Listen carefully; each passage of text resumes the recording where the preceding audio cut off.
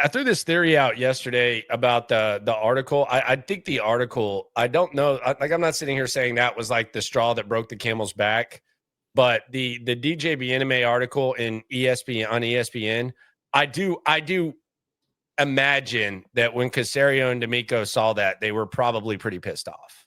The article where the majority of the quotes were absolutely crapping on Bobby Slowick. Yes, and it kind of felt. I mean, you can kind of it seemed, and I judge it a lot by, and I like DJ Bieneme, and I think it's fine journalism to use anonymous sources. I think that's the way to go. Some people are against it. I think it's fine.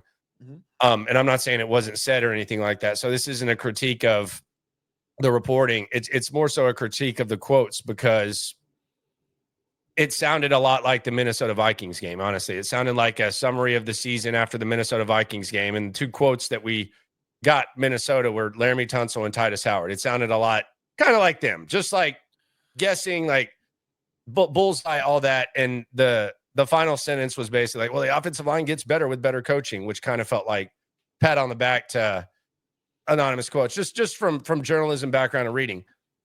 But the reason why I think it could have been, and I think it's good because it's symbolic of the overall mentality, but the reason why I think that it probably pissed off Caserio and D'Amico Ryans, and I'd bet the house under my roof, I'd bet the car in the garage below me, I would bet anything that they were pissed off, is because all season long, when D'Amico, Caserio, even Slowick were asked about these offensive linemen that were clearly sucking, and it wasn't just about coaching. Protected them. They protected the hell out of them. Yep. Like they took bullets for them to where they almost looked silly doing so. Like, and I think that's kind of like the team culture that I think is kind of appropriate now, or at least what they like and what they want to do. So when the coaches do that, and then the guy's already gone, like he's not staying here, like he's gone, and they both, that wasn't week 17 before the playoff run. No, yeah, it was after the fact, and you're kind of shitting on the guy afterwards. Like, what exactly what do you think D'Amico and Caserio think about that? Like, there's no way they love that. No, that was. And it felt pretty clear where it was coming from based on the conversation. And they have, like you said, stood up for these offensive linemen. The offensive linemen get the opportunity maybe. I mean, I just think about D'Amico Ryans saying our defense didn't do enough after the Lions game when the offense stunk.